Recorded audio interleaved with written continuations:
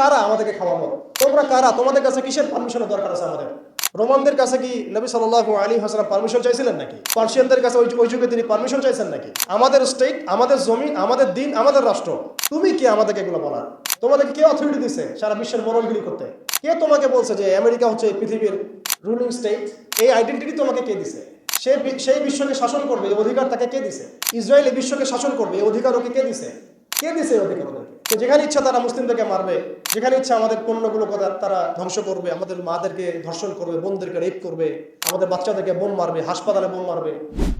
আমরা যদি সংখ্যাগরিষ্ঠ আসনে সংসদেও যাই, তবুও একটা বৈশ্বিক সিদ্ধান্ত নেওয়ার জন্য আমাকে জাতিসংঘের দ্বারস্থ হতে হবে।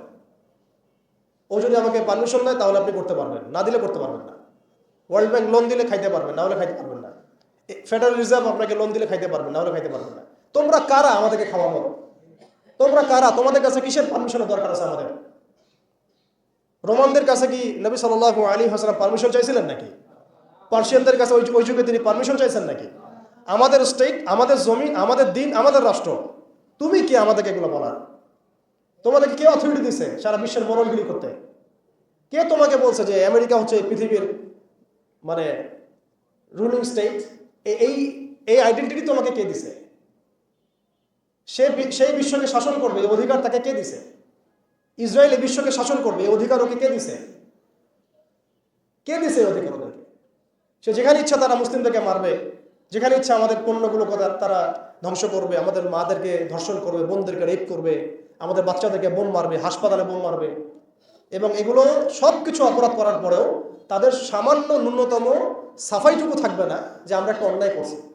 বরং তারা উল্টা বলবে আমরা হিউম্যানিটি, গণতন্ত্র এবং শান্তি প্রতিষ্ঠার জন্য কাজগুলো করছি। এরপরে আমাদের চোখ খুলে না যে এই বিশ্বের মধ্যে আমাদের শত্রু কারা। এরপরে ওদের বানানো তন্ত্রমন্ত্রের মধ্যেই আমরা হাবুডুবু খাচ্ছি। আমরা ইসরায়েল ইস্যু নিয়ে যখন মার্চ হলো, আর অনেক কিছুই হলো বাংলাদেশে, একটা কিন্তু শব্দ খুব স্ট্রংলি আসছিল, পণ্য বয়কট, তাই না? দেখেন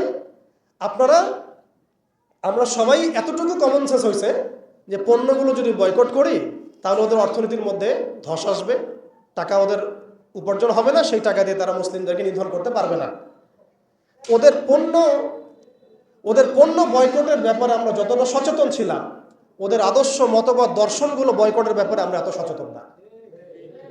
আমি ওদের পণ্য বয়কটের কথা বলছি, এদিকে ওদের আদর্শ দিয়ে আমি দীক্ষিত হচ্ছি। এডুকেশনের মধ্যে ওর আদর্শ, ইকোনমির মধ্যে ওর আদর্শ, পলিটিক্সে ওর আদর্শ, নির্বাচনের মধ্যে ওর আদর্শ, তারপরে আপনার সংস্কৃতির মধ্যে ওদের আদর্শ, সামাজিক রীতিনীতি, কৃষ্টি কালচার ওদের আদর্শ, ইভেন আমাদের ড্রেস আপ, গেট আপ, চলাফেরা, কথাবার্তা, ওঠা বসা, এভরিথিং তাদের আদর্শের মধ্যে।